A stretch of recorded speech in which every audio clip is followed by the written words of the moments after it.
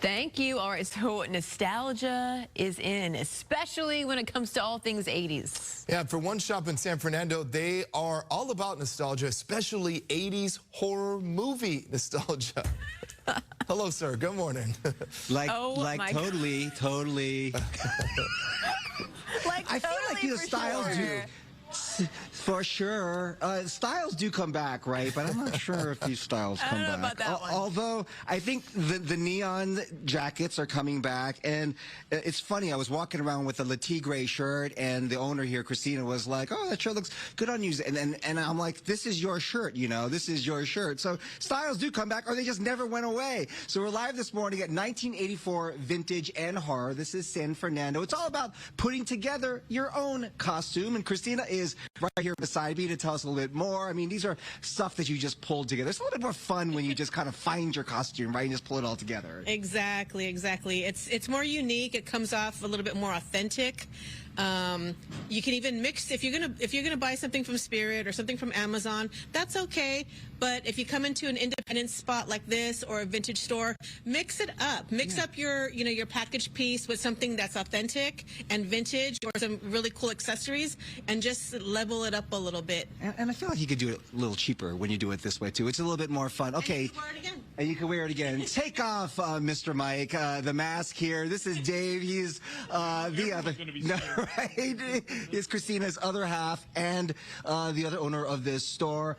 I want to take a look around here at some of the VHS tapes, because you really do a throwback here, right? And a lot of it is some of the horror films that people have enjoyed. But people really want to watch them on VHSs now. Yeah, I think a lot of people have had a real interest again in physical media. I guess streaming's okay, but some of us, like Christina and I, really miss grabbing a videotape, putting it in the VCR, pressing play. We love vinyl. I have laser discs. I do DVDs. I do all that stuff. So the 80s, I think, was a real renaissance time for VHS, both with like all the comedies and especially with the horror. So despite sort of the grainy footage of it all and kind of the different sound, but people like viewing it that way because that was the original way that people watched it. Yeah, that was the only way to do it. If you wanted to watch these movies and you missed it in the movie theater, then you had to wait till it came out on videotape, and then you rent it or you bought it. It is like a museum in here. Come over here. There's these old TVs, these old walkie-talkies and stuff. And it's funny when they have the kids come here and they're just kind of pushing and they're going like, what is this little thing over here?